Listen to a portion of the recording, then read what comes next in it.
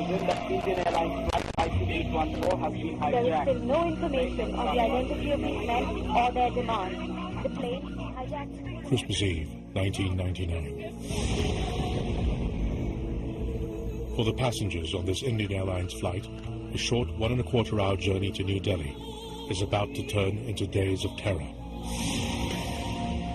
Not all will reach their destination alive, but the events which are about to unfold go beyond these individuals.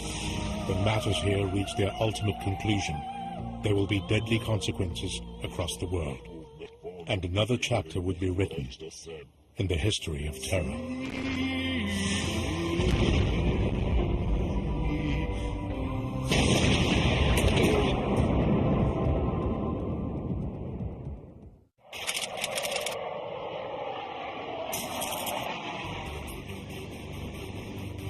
At the Tribhuvan International Airport in Kathmandu, Nepal, Indian Airlines flight IC814 is being readied for departure. It's a short 1 hour 20-minute flight to New Delhi, India. In the cockpit, Captain Sharan, co-pilot Singh and flight engineer Jagia are carrying out their pre-flight checks. Many of the 178 passengers on board are returning from short holidays in Nepal. The mood is light. It's Christmas Eve, and the new millennium is only a week away.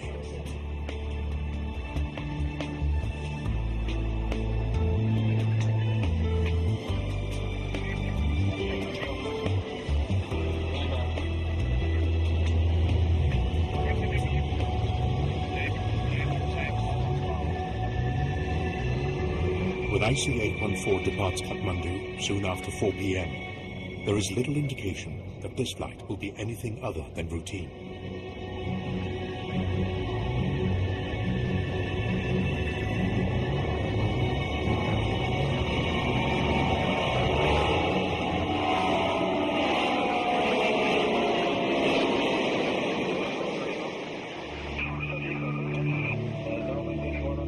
In a short while, it crosses into Indian airspace.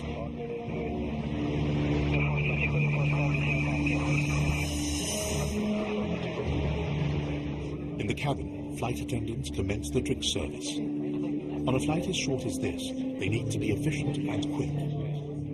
The service on the Kathmandu-Delhi sector was proceeding smoothly. I decided to offer some tea coffee to the captains. Chief Steward Anil Sharma enters the cockpit to serve the pilot's tea. By the time he steps out, the lives of everyone on board IC814 would have changed forever. The moment I turned my face towards the galley, I saw somebody wearing a mask, a bespectacled, short-statured fellow.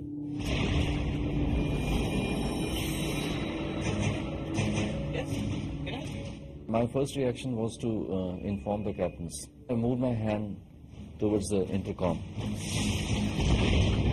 When he was going back, immediately I could see one person entering the cockpit.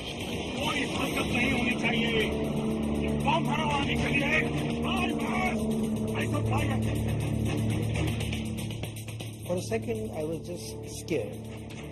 I could understand the situation that we have been hijacked. He said there should not be any movement. Fly the plane towards west only. But he isn't the only one. In fact, there are 4 other heavily armed hijackers, and they've taken over the aircraft with ruthless efficiency. I could hear voices saying, "Throw the food down. Throw it down quick, under your seats."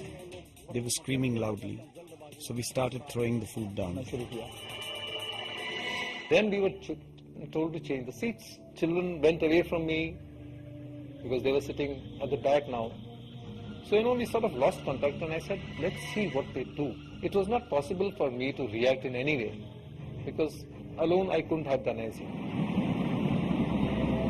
Ladies and gentlemen, this is your captain. Please shut up. Our plane has been hijacked. Please be patient and listen to the hijackers.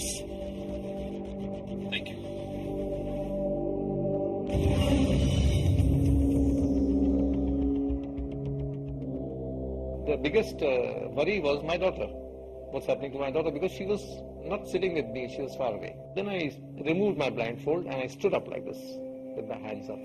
And within 2 seconds, when this guy was on me with his revolver pointing at me, he said, you sit down, otherwise I'll kill you, I'll shoot you. That is the time when he found my voice a little, with anger and, that tenor was there, that worry and everything. And I think he realized this man means business, Then he said, see quickly and sit down. I turned around, looked at them, they were both there, sitting. I saw them and I sat down.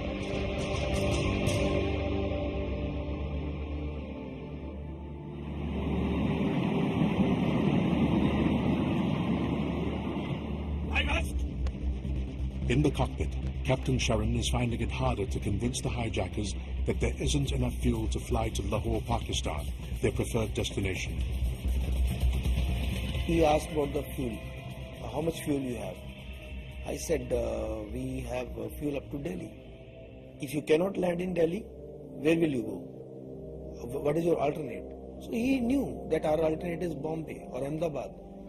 So I said, Ahmedabad. Then he said, if you can go to Ahmedabad or Bombay, why can't you go to Lahore? Lahore is nearer than Bombay from Delhi.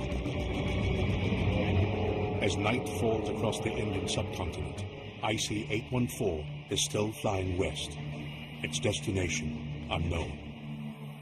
On board are 189 passengers and crew, held hostage by a group of dangerous armed men.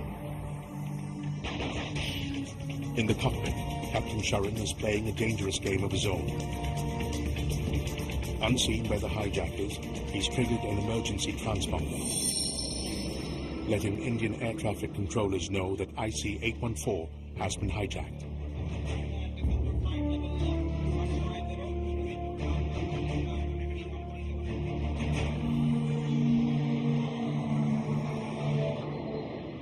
On board IC-814, the captain and the hijackers are locked in a battle of wits.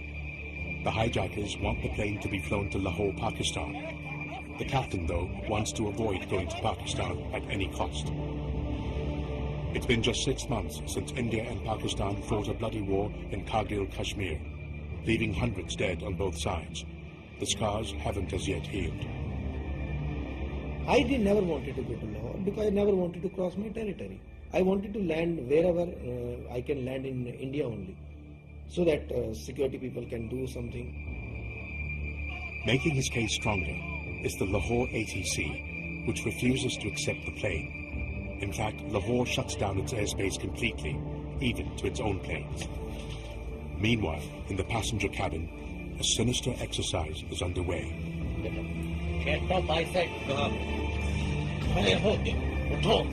8 male passengers are separated from the others and moved to the executive cabin. Amongst them is 27-year-old Ripon Katia, who is returning from his honeymoon with his bride Rachna.